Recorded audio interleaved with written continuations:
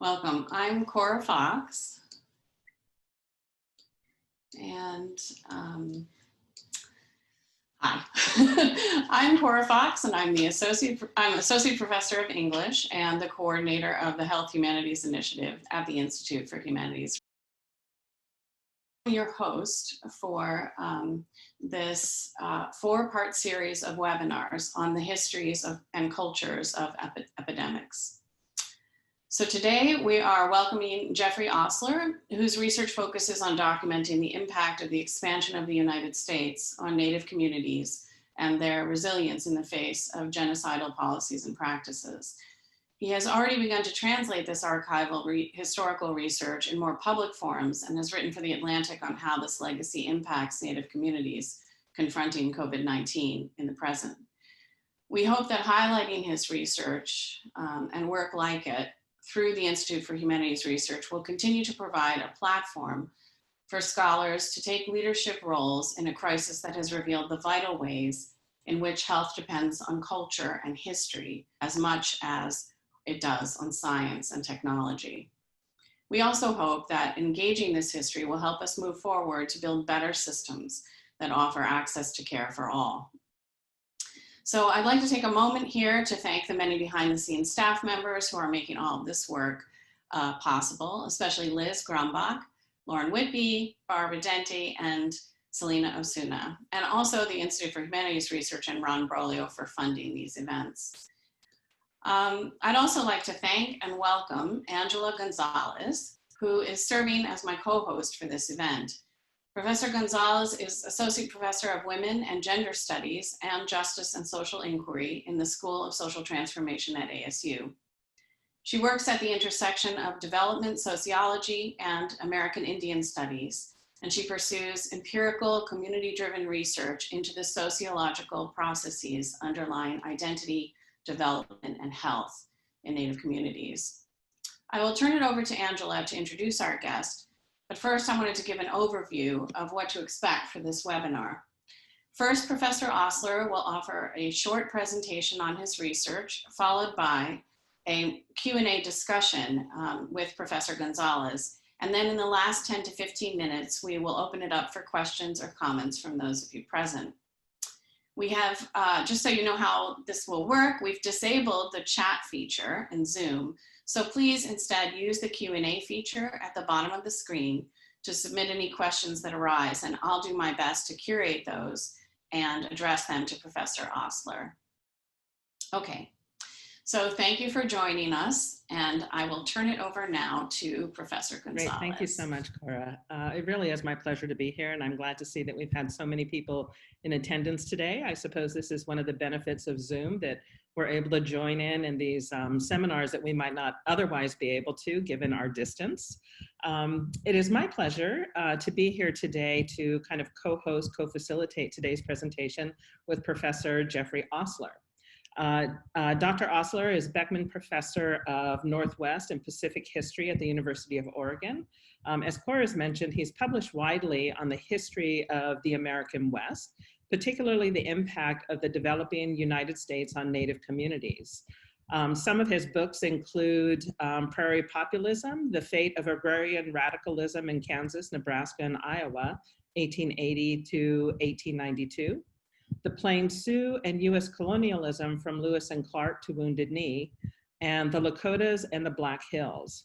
His most recent book, Surviving Genocide, Native Nations in the United States from the American Revolution to Bleeding Kansas, published by Yale University Press in 2019, is part of a two-part volume that charts the federally sanctioned use of force to remove or slaughter Indians in the interests of U.S. expansion, as well as, and importantly, the resilience of Native communities in the face of these policies and practices.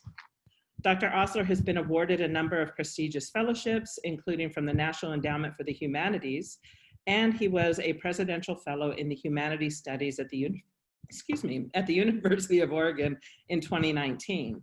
Some of you may have read his very recent publication in The Atlantic. This is from the April 29th, 2020 issue, where he writes, it was a particularly timely piece entitled, "Disease Has Never Been Just Disease for Native Americans." which highlights the effects of the colonialist legacy that have resulted in the high rates of COVID transmission in Native populations to now. So with that, I want to welcome Dr. Ostler, and I will now turn the screen over to him. Thank you. Oh, volume. Thank you very much for having me. Thank you for the introduction, Angela, and for hosting me, Cora. I want to talk about disease, colonialism, and genocide in American history briefly. When, here I'm thinking of the general public, but academics as well. When people think of Native Americans and disease, what often first comes to mind is the notion of virgin soil epidemics. This was a theory that was proposed by a scholar named Alfred Crosby in the 1970s, and it's been popularized, I think, mostly through the work of Jared Diamond, his well-known Guns, Germs, and Steel.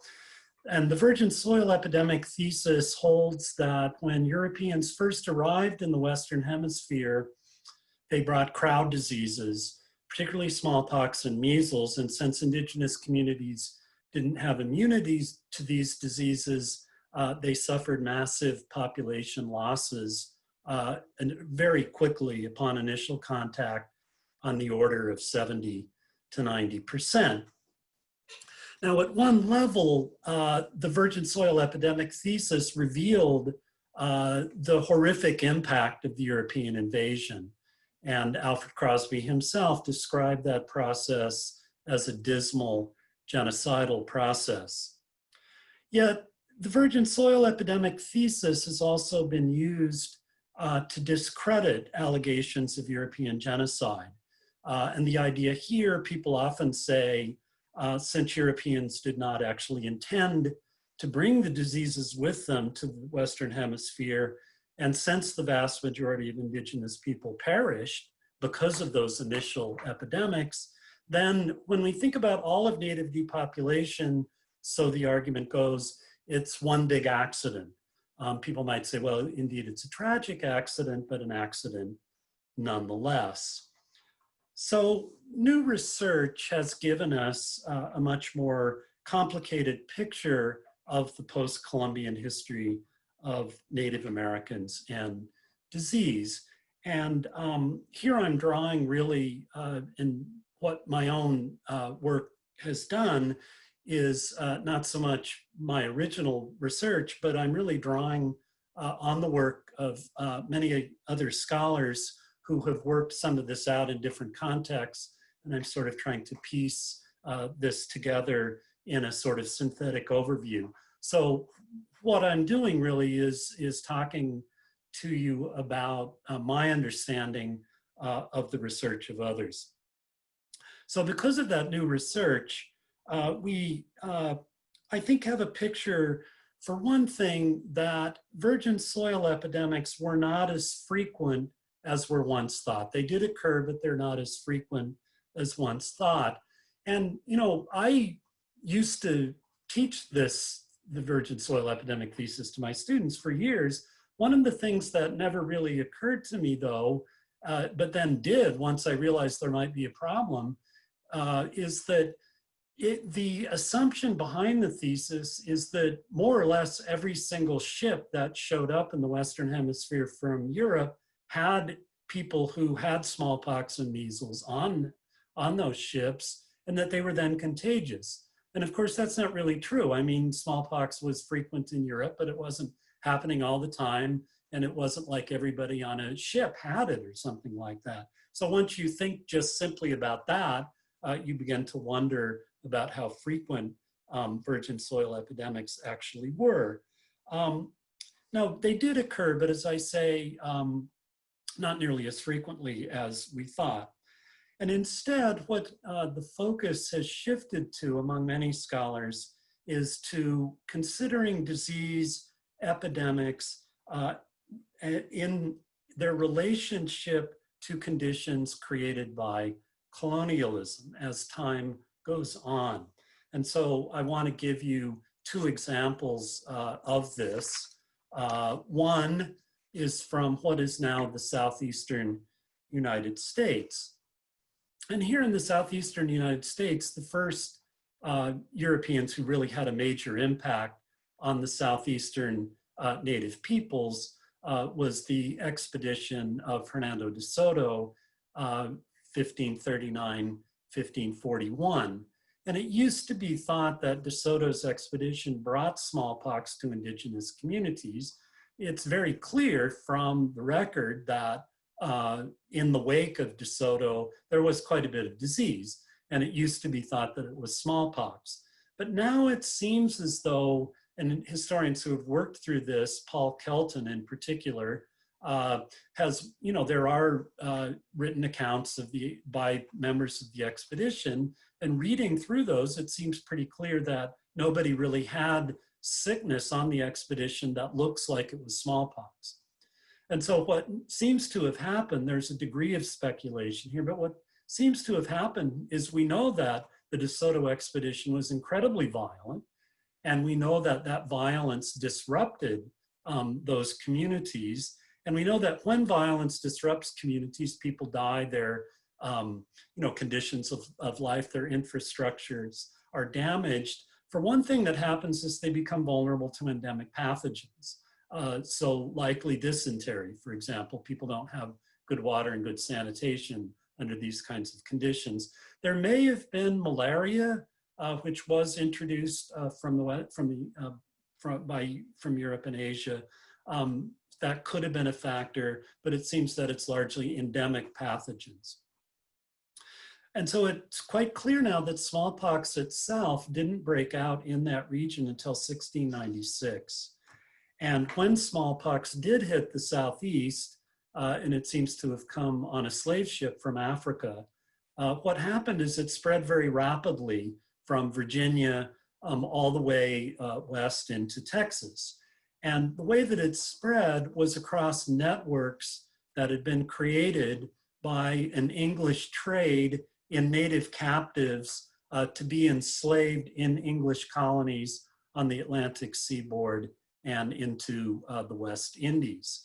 And so if we think about what's happening in these networks that are colonial in nature related to an English slave trade, is that ongoing enslavement of people across this vast geography created pathways for the virus. As people are being moved around more, as they're going to war to raid for captives, there are networks that are going to allow it to be spread.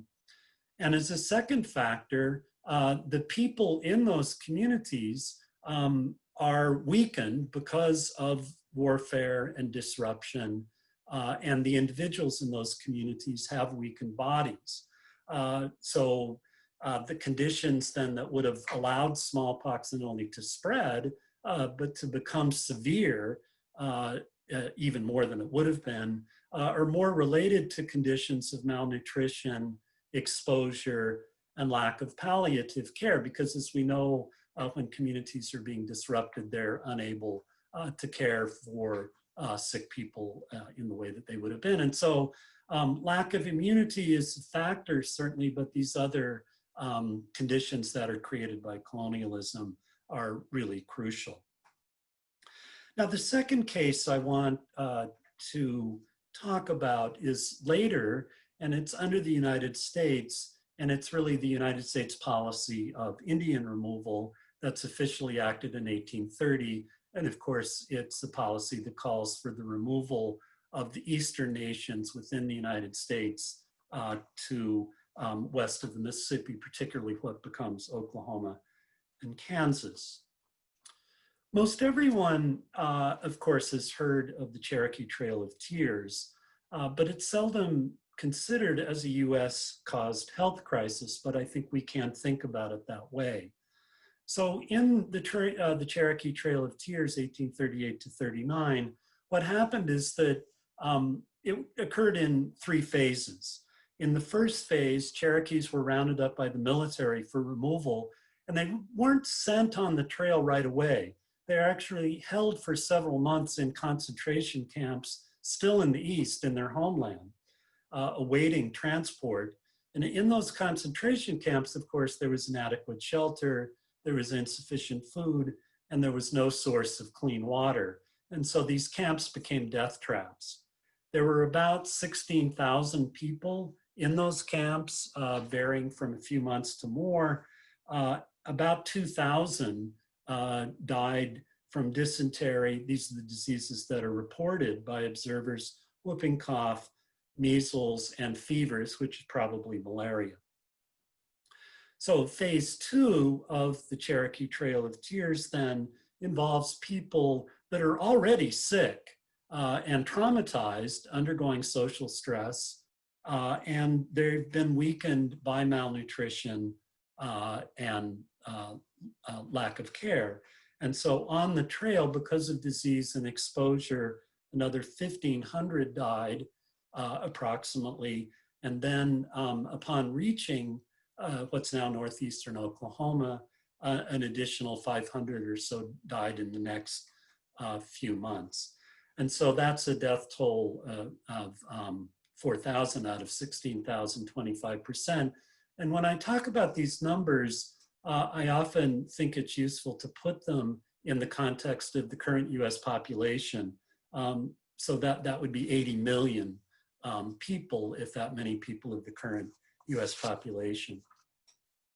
So the Cherokee Trail of Tears is the most well-known, but there were dozens more: Creeks, Seminoles, Chickasaws, Choctaws, Senecas, Wyandots, Potawatomi, Sacs, Mesquakies, Ojibways, Ottawas, Miamis, Kickapoos, and as we move farther west, Navajos with the Long Walk, Modocs in my area, Calapuyas, and Takelmas in Oregon. And that represents really only a partial list. And not all of those nations suffered the same mortality as the Cherokees, but many did, and some considerably more, in fact. So it's obvious, I think, but I want to stress it, that none of this has anything to do with virgin soil epidemics. Smallpox itself was a factor in some cases, but by the 1830s and 40s, all Native communities in this geographical area had already been hit by smallpox. And so they had some immunity. That's not really the issue. The big problem is the constant presence all the time of multiple diseases: cholera, typhus, malaria, dysentery, as well as alcoholism, which I think should also be treated as a disease. And all of those are related to the underlying conditions of acute material deprivation, social stress, and damaged healthcare systems. So having talked about those two cases, I now want to make a couple of points. One of them is about disease and the issue of genocide in American history. So there's always a debate about this issue. And lately, I've noticed that it's flared up.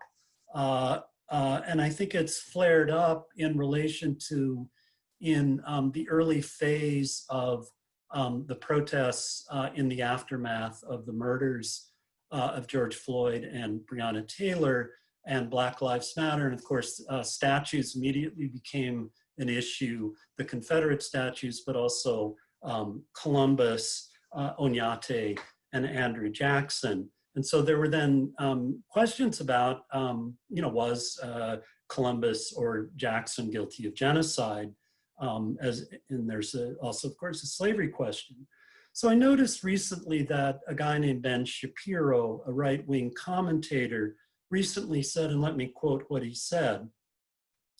He says, "The notion that the United States committed genocide against Native Americans is based on a false equivalence between disease spreading across the United States, decimating the Native American population, which is not a genocide, and an actual forcible genocide. If you want to say the United States committed genocide against the Native Americans in the same way the Nazis committed genocide," Shapiro says, "that is just not accurate." So that's a kind of response from a right-wing commentator to debates on this, discussions of this issue. So there's a lot to say about what Shapiro says. One thing to say is that his observations, and I think this is common enough, assume that the only way that genocides will occur, the only kinds of genocides that we can talk about are either the Holocaust itself or largely 20th century genocides that have similar characteristics. Well, for a long time, a couple of decades at least, genocide scholar studies have increasingly pointed out, though, that colonial genocides in particular, under conditions in the United States of settler colonialism, unfold very differently from the Holocaust and other 20th century genocides. And so you don't necessarily have constant sustained mass killing, but you have processes that are working themselves out over time, often unevenly, and with more or less intensity at different times, but in their cumulative effect do have genocidal consequences. Of that there is no doubt, I think. There's another thing too about Shapiro's comment that I think is interesting. He says, he describes this process that he doesn't think is genocide as disease decimating the Native American population, spreading and decimating the Native population. And notice that, this is the passive voice. I mean, it's as though disease itself is some actor alone, and it's just sort of occurring. There's no sense of any agency by any human beings here. But of course, when we look at what's going on under the US policy of Indian removal, what's happening there, the consequences are as a result of US policies and actions. There's just no questions about that. And those policies and actions create the conditions for genocidal consequences. So that's one point to make, is about disease and this particular debate about genocide. But having raised the issue of genocide, I think there's also a very important second point to make, which is that Native Americans, Native communities have survived these and other genocidal policies. And I think that's a particularly critical point to make, because one of the discourses in settler colonialism is always that Native peoples are destined to vanish. And there's a sense, often people encounter this all the time with relatives and students and so forth, that Native people did vanish. And if one starts discussing genocide, then there can be a sense that that may reinforce quite pernicious narratives about disappearance. And so it's important to stress survival and resilience. And there's a couple of examples of this that I'd like to give and to conclude with. One is historical that I came across in my research, which was just an instance in 1780 during the Revolutionary War, where a delegation of Cherokees visited Savannah, Georgia. And their idea was to talk with British officials there. The Cherokees had basically tried to ally with the British against the American colonists, which they thought was their main threat. And so they were going to talk to Charleston to talk to the British, but they had got wind of the fact that there was smallpox in Savannah. And the Cherokees knew a lot about smallpox by 1780. They'd been hit a number of times. They were worried they'd get it. And so they decided among themselves that, quote, if only one of the party was infected, the others would disperse and run into the woods, is how it comes out in the archive. So, I mean, it's very simple. We're just talking about quarantine here, I guess.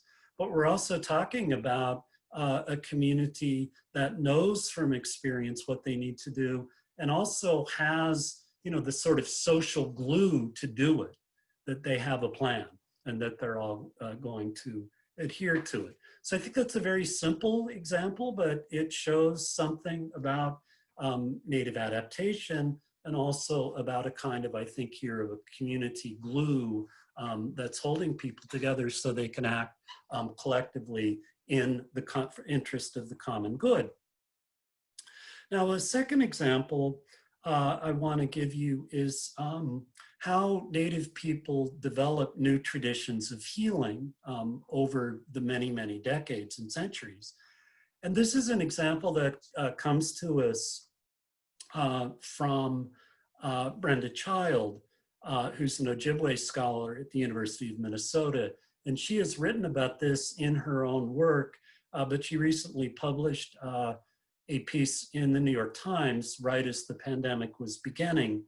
And Professor Child relates that during the 1918-19 flu pandemic, an Ojibwe girl became sick with the flu. And it looked like she was probably going to die. And so her father dreamed of a dress, and the dress in this dream had metal cones attached to it, very close together. And so when he awoke from the dream, he told about it. And then 4 women in the community quickly made dresses and started dancing. And then the girl joined in, wore a similar dress with the metal cones, and she was healed. And so that then began a tradition of jingle dress dancing, which continues on Ojibwe reservations and is starts with them, but is spread to many other nations. And at the end of Professor Child's essay, she writes, and this again is in the early phases of the current pandemic, she writes, "We all remember in stories and dance a young girl who survived a global pandemic. Her survival gives us hope." So I'll end on that note of hope. Thank you so much. Wow, there's a lot of just really excellent kind of points that you raise in this, but I think maybe before I kind of launch into a few specific questions, I just want to give, I guess, invite you to maybe comment a little bit on thinking about the areas of humanities research that you see as particularly emergent or essential to this particular moment that we're in with the COVID pandemic, and maybe even some parallels that you see with the research that you do. But I'm also thinking kind of a much more recent, maybe not pandemic, but I'm thinking the Hantavirus in Arizona, which I think speaks to what I see as a sociologist, kind of those structural factors or those contextual factors that have this longer legacy that one might not necessarily identify as, you know, the federal government or settler colonialism as necessarily having created it intentionally, but it certainly had kind of that residual effect. Yeah. I mean, it seems to me, Angela, that I think probably all these diseases and health issues in Native communities somehow are related to these ongoing conditions in one way or another. And, you know, in one case, it may have to do with lack of certain kinds of resources, and in another case, neglect and various combinations of those things. So,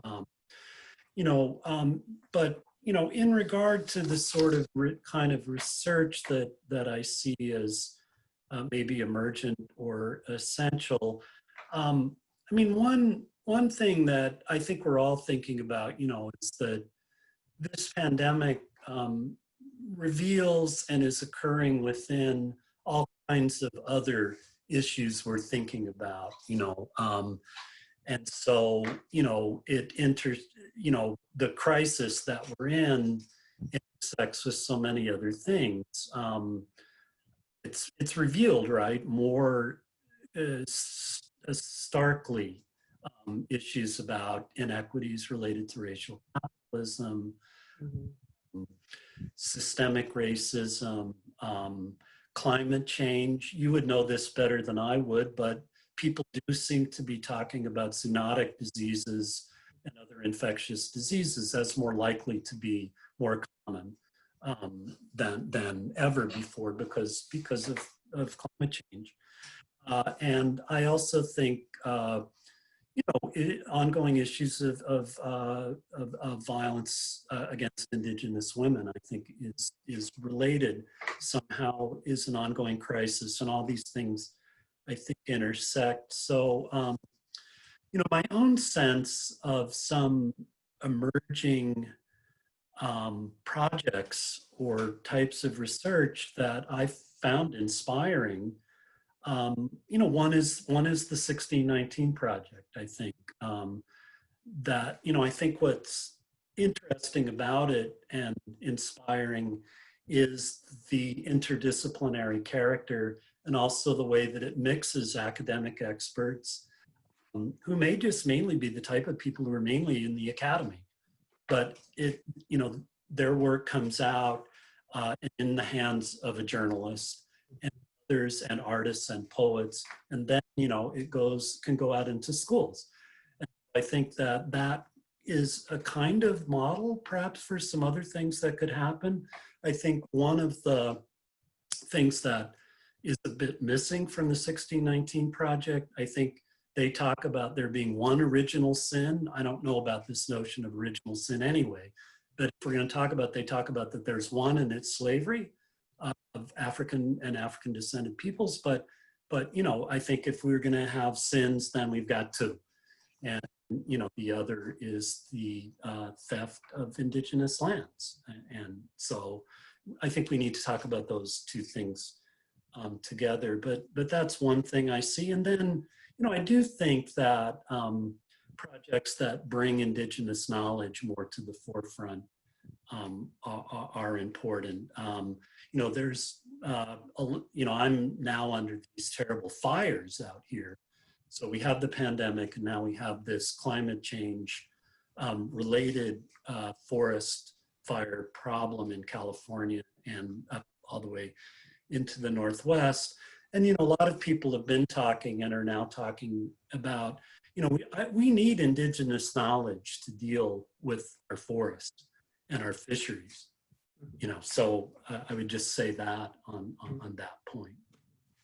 I really appreciate that, because as you know, at the Institute for Humanities Research, we're very interested in these types of kind of cross-disciplinary collaborations. But your last point, I think, really speaks to also the collaborations that potentially we could do with Native and Indigenous communities. Yeah. And I'm just wondering if maybe you could say a little bit more in terms of your perspective as a historian. What might be some potential areas of research, whether specific to the current pandemic or other type of work that you think would necessarily, that could necessarily kind of advance our thinking about this and really challenge some of these paradigms, whether it's around, disease spread or disease, kind of intervention? Yeah. Well, one thing that occurs to me, Angela, I guess it's really very basic point would be, I was quite struck in the early phases of the epidemic by, Native communities, from what I could tell, there may be some exceptions to this, but anytime I was aware of anything going on, Native communities instantly understood the danger from this virus. And, at Umatilla Reservation up here in Northeast Oregon, they shut down everything quickly. I don't think there was much dissent. Any community is complex, and there may be little pieces of dissent here and there. My sense, there was a general consensus, this is what we need to do. And, on the Lakota reservations, they blocked, they've done these blockades, and they're fighting with the governor on that. And I got the same impression about what was going on at Navajo Reservation as well, that people kind of instantly realized. So, and I think that this comes from historical consciousness, and so then if you contrast that, and if we think of America as sort of settler colonial society, it seems that one of the things that is endemic to America, mainstream America, is forgetfulness. And I think it's kind of there from the beginning of what America is. And there's nothing wrong with notions of freedom, but, freedom sort of disembodied from historical memory, and always looking toward a kind of progressive future, which I think is a myth. And then a sense of freedom, but without any social responsibility. You know, and we're seeing that. So this is, I think, a very basic thing. How would we do research, and maybe as much in our teaching, that foregrounded model that I think Indigenous communities provide to the world about, you know, prioritizing community well-being, not to the extent of having to have authoritarianism.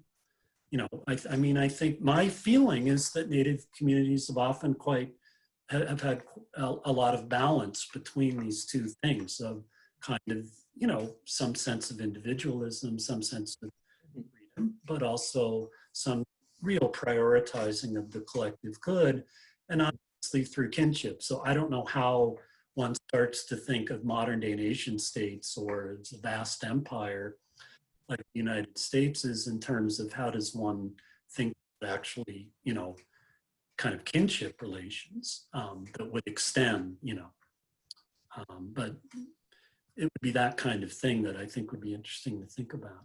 Right, right. I see some questions popping in down into the Q&A. So Cora, I wanted to ask if we want to have some questions from folks on the line. I know we've allocated a little bit of time, and I think you're fielding those. I have a few other questions, but I want to make sure that we give folks on the call an opportunity to ask questions as well. Well, I think maybe related to what we were just discussing, we could sort of enter this in, and then yeah, you can just ask some more questions, Angela, as we go. But we have a question that's about the whistleblower that has just announced that there have been mass sterilizations at ICE detention centers. This information just came out today. And the person who raises that is also asking what I think is a really important question about how these collaborations might take place that we've been talking about a little bit. She says, have you found any historic instances where this Western dualistic epistemology of the body, land, and nature, right? So a Western notion of those things, and holistic indigenous knowledges were able to coexist and join together politically, right? In terms of advocacy, without epistemic violence, right? Like, how does that actually take place? She says that her belief is if we're going to have a future, it must be indigenous, which by necessity fundamentally reconfigures every structure. She says in the current world, but certainly in structures of medicine and epidemiology. So. Yeah, really interesting question. I can't really think of something relevant from sort of my own, you know, bank of sort of historical information. But one thing that does jump to mind, I mean, this is a contemporary project, is, you know, I was quite struck a couple of years ago when I read Robin Wall Kimmerer's book, Braided Sweetgrass. And people in the audience may well know this work. She's a Potawatomi scholar and trained in Western science, a botanist. But what she's done, I think, is, it's fair to say, is really bring indigenous knowledge about plants particularly. And, you know, I think in the subtitle of her book, in fact, there's something in it about plants teaching people, you know, and then taking that, but also saying, you know, there's indigenous science. I mean, these, you know, two systems are not, don't have to be fundamentally incommensurate. And so one can bring together, but I think it involves a recontextualizing of, you know, quite often very objectifying and detached Western science, not always, but yes, often, and sort of, and I think, you know, I mean, she's a botanist, but one would think of her, I think, very fundamentally as humanist, right? As doing humanistic science. I mean, as though one should keep a division of that sort. I mean, and that would be something that her kind of work would point out to us, you know, is that divide itself is a kind of artificial one. I actually, if I can jump in, maybe as an example of this, that kind of a point that you just raised is, you know, when I think about, you know, the idea that science and indigenous knowledge isn't necessarily antithetical, I'm thinking, for instance, about, you know, when I think about genetically modified crops, I know there is definitely a science around that, and I know that it's often driven by both, well, purportedly, you know, to make food more nutritious, to address issues of hunger and malnutrition. But I remember in conversations with some of my uncles at Hopi that we were having a conversation about this. And, you know, I remember one of them picking up, you know, a handful of corn kernels and said, you know, this is the accumulation of our knowledge. This is, you know, this is kind of represents, you know, our science, you know, and it really gave me pause to consider. It's true in the sense that it does represent knowledge, how crop has grown, what are the best seeds to crop and to grow in certain conditions. And so I often think about that, not necessarily, I mean, I try to think about that as an example of indigenous knowledge or indigenous ways of knowing don't necessarily have to be in opposition to Western science. But I think what you suggest is really kind of a paradigm shift, if you will. That science doesn't necessarily always happen in the lab, but science happens in the natural environment. And I think, you know, Kimmerer's work is also a very good example of that. Yeah. I think, you know, that's great. Yeah. Cora, are there other questions? Well, this is I'm sort of going to paraphrase a little bit, but this question, and fold in maybe a question of my own, but the question of how we talk about disease, as, you know, disease either being, is it an agent? How does it obscure agency? I think you make an excellent point about the ways in which it obscures agency in the narratives that you're exploring, right? The historical narratives. But it's pretty interesting because we also, in the first event in this series, Priscilla Wald was talking about the ways in which attributing agency to the disease is ridiculous, right? That it's a within narratives of pandemics and epidemics, you often see the disease represented as a monster, or we talk about going to war with the disease as if it's it has that kind of sentience that it doesn't really have. So I think we have a question about, you know, is it really important to talk about sort of a genocidal disease versus a disease that transmits just through the human population? We also had a scientist in that first webinar with Priscilla Wald. I believe it was a scientist who pointed out, you know, that they're everywhere. Microbes are everywhere. Viruses are everywhere, right? Only some of them are dangerous in this way. So I guess if you could comment a little bit on, you know, I guess the question is really about how do historians use terms like that in their narratives, and what effects does that have? Yeah. Well, I mean, I suppose most historians writing about disease generally assume a kind of, you know, disease or pathogens are agents, and they're, but they don't have agency as such. But there may be interesting things to think about. There's some environmental historians in particular would want to question that, and really, of course, like very much to talk about, you know, non-human beings as having agency. And I think in some ways, I mean, Angela could comment on this and maybe correct me, but I would say very much so in, you know, most Native American epistemologies that I know anything about, you know, disease probably has some kind of agency, you know. It would be associated with beings of some sort or another. And so, you know, a fully animated world, in other words. So that would give some credence to really wanting to think more about pathogens as agents in the kind of strong sense of the term here. That's going to be a little bit difficult for me to do, frankly. In my own way of thinking about this, you know, as you heard, what I want to do is emphasize the social conditions that are so critical, I think, for analyzing what actually happens to human populations. And those clearly are human created. and the various human populations have agency within those at varying degrees. But, you know, there may be a broader epistemological shift to make here.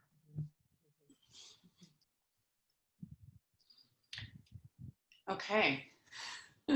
Angela, do you have another question? We have some, I think, probably coming in, but they haven't all come in yet. I do. I'd like to, if I can, circle back to the quote that you shared around, I think it was Shapiro. Yeah, right. Yeah, I really appreciate you sharing that. And as I was listening to that and as you described it, I mean, it in many ways, what I was hearing was kind of like this social Darwinian argument in the sense that, you know, kind of the survival of the fittest. That while not necessarily, well, I guess I think about it in terms of the inevitability that, you know, that there should be this type of dissemination of population, that somehow natives in some contexts, in these earlier historical contexts, that this was inevitable, that that it really was about, you know, their inability to adapt to kind of this new changing world. Was that, I mean, were you kind of hearing the same thing, or were you kind of thinking in those same terms? Angela, when I read it, I'd have to say I didn't hear that, but now that you put it out, I very much think that that's there. And I think it connects to some social Darwinist discourses that may not explicitly say that that's what they are, but they are around the fact that COVID-19 is having a disproportionate effect on non-white groups. And I think there's a response to that is, you know, essentially a social Darwinist response is okay, the reason is because these people have certain kinds of health conditions, but it's their fault that they do, right? And it could work itself out in various ways, but I think that would be essentially the kind of discourse that's out there. I think we're hearing this, right? And certainly historically, Europeans explained the ways in which Native people were vulnerable to disease, I would say, in a couple of ways. One was to say that it was God's will. I mean, this is what, you know, because a lot of the peoples in here where I am in the Willamette Valley of Oregon, it really was, there's a really terrible population loss in the 1830s, particularly. And it's right on the eve of, you know, white Americans coming into Oregon. And a lot of them said, you know, God did this. They said the same thing in New England. You know, God cleared these people out for us so we could take over the land. And that's a very strong, deep explanation. And another, and these two interact, the other is just simply a racist one. You know, that Native people their bodies are inferior. They can't hold up next to, you know, somehow superior white people. And this, of course, is one of the justifications for Indian removal. I mean, it was all done in the guise of benevolence. You know, we know what's best for you people, and it's, you know, that you should go away from us. A kind of bizarre set of arguments, really. Those are made, and essentially they are racist arguments. And, you know, disease, of course, is in those ideas about why people need to be removed and why they're disappearing. Cora, were there other questions popping up? Not at the moment, but I have a question that sort of arises from a lot of the comments that have been made, both in the Q&A and also in the discussion that preceded it. So I would be really interested to hear about ways that we can proceed.